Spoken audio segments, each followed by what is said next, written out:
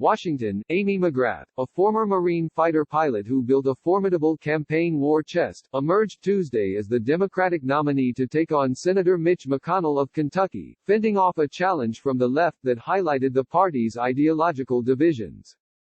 And in Colorado, John Hickenlooper, the state's former governor, survived a rough campaign to win his Democratic Senate primary, propelling him to a general election challenge to Senator Cory Gardner, a Republican and top target for Democrats looking to capture control of the Senate.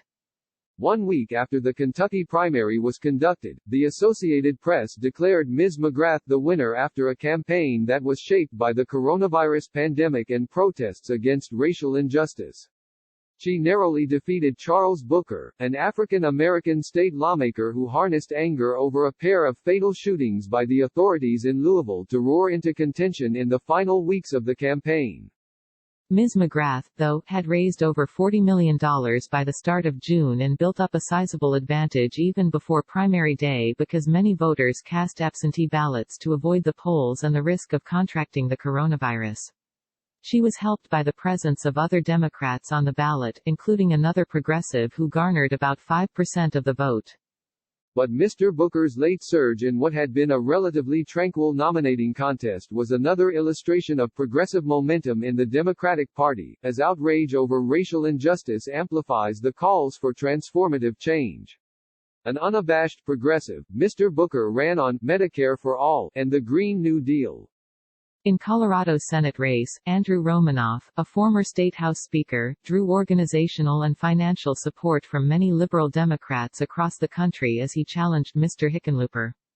But Mr. Hickenlooper, who ran unsuccessfully for the Democratic presidential nomination, had the strong backing of national Democrats who thought he would be the strongest candidate to run against the vulnerable Mr. Gardner. Mr. Hickenlooper's campaign was marked by a series of missteps, which had given Republicans a glimmer of hope. The State Ethics Commission held him in contempt for defying a subpoena to appear at a hearing over a complaint against him, and found that he had violated the state's gift ban while he was governor by accepting rides on a private jet and in a limousine.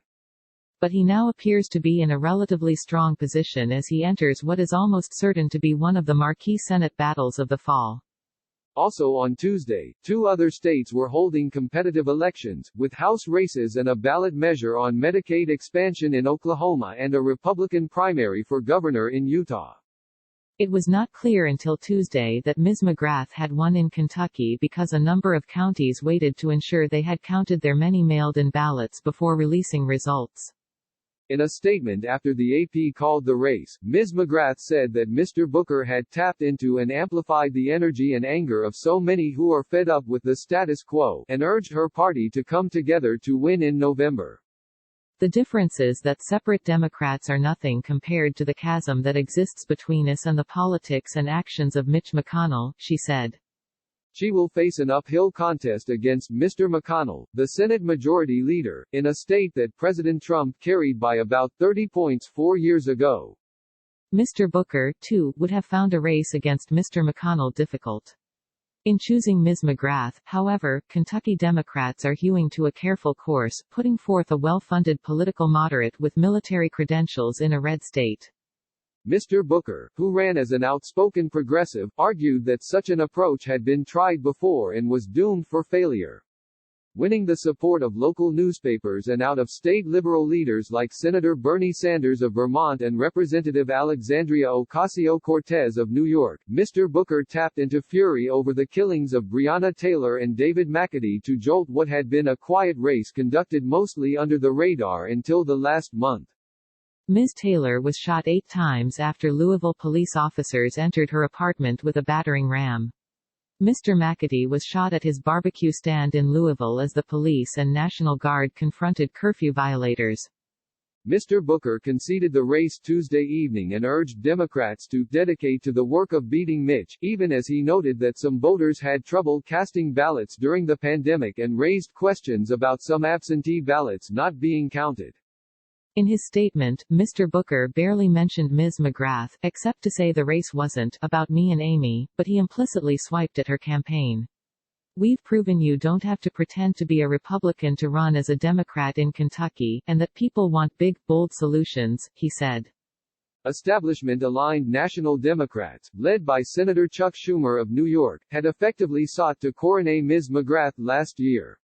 By virtue of the large fundraising list she built in her failed 2018 House race, and the contempt Democratic donors have for Mr. McConnell, they viewed her as someone who could run competitively and perhaps force Republicans to divert money to Kentucky. She will still have ample cash for her race against Mr. McConnell, who is seeking a seventh term, but her uneven performance as a candidate, first in 2018 and again in this primary, has raised doubts about how strong of a campaign she will run in the general election.